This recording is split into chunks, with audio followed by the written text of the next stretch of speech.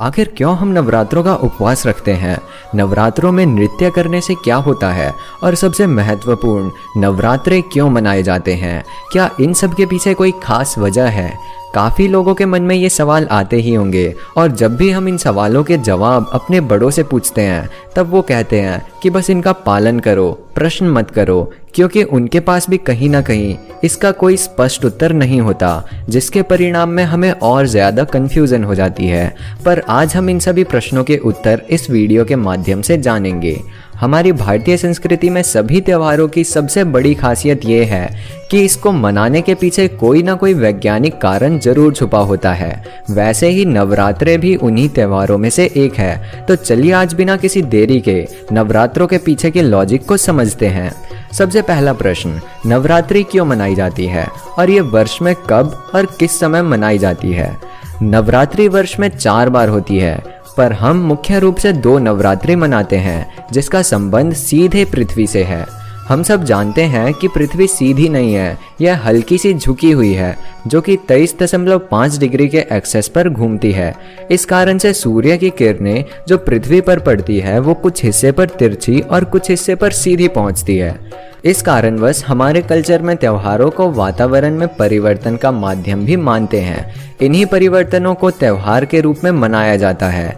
वातावरण में परिवर्तन हमारे शरीर में भी बदलाव लाते हैं। वसंत नवरात्रि के बाद दिन लंबे होने लगते हैं और रात्रि छोटी होने लगती है, जबकि शरद नवरात्रि के बाद दिन छोटे और रात्रि बड़ी होने लगती है। ये 9 दिन हमें याद दिलाते हैं जिससे हम स्वयं पर नियंत्रण कर सके।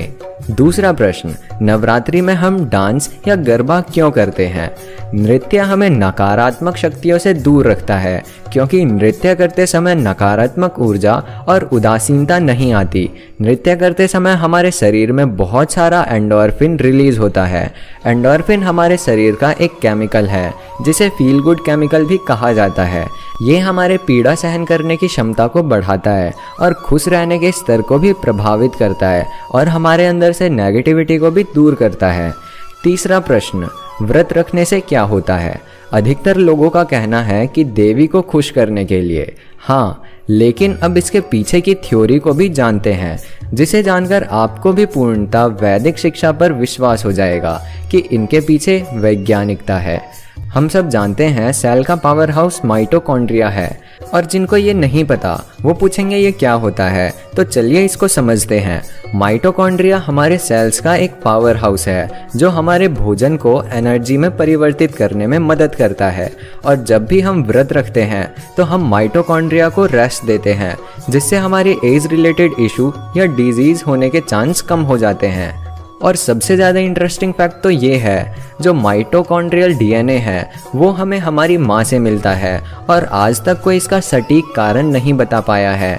तो हम यह कह सकते हैं कि देवी जो हमें शक्ति और ऊर्जा प्रदान करती है उन्हें माइटोकॉन्ड्रियल के रूप में देखा जा सकता है। यानी जो चीज़ें हमारी बॉडी में पावर जनरेट करती है, यानी हमें शक्ति देती है, वो हमें हमारी माँ से मिलता है। और कहीं ना कहीं यह 9 दिन हम हमारी माँ की ही पूजा करते हैं।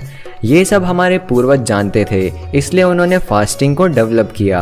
अंत में स्मरण रखें, नवरात्रि में हम हमारे अंदर की शक्ति की पूजा करते हैं जो कि माइटोकॉन्ड्रियल है, जिसकी पूजा हम अपने भोजन पर नियंत्रण करके स्वयं को डिटॉक्सिफाई करते हैं और नृत्य के माध्यम से नकारात्मक शक्ति को स्वयं से दूर करते हैं।